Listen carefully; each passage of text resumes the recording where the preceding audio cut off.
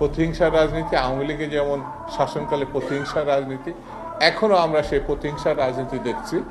জনগণের ভোটে নির্বাচিত হওয়ার পরেও যাকে ঢাকার মেয়রের দায়িত্ব দেওয়া হয়নি, সেই ছেলেটি ইন্ডিয়ান ইসরায়েল, কোর্ট এখন তার পক্ষে রায় দিয়েছে।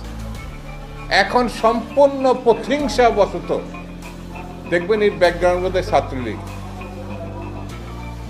ছাত্রলীগ লুটপাটে চূড়ান্ত করার লক্ষ্যে ইশরাককে ওখানে বসতে দেওয়া হচ্ছে।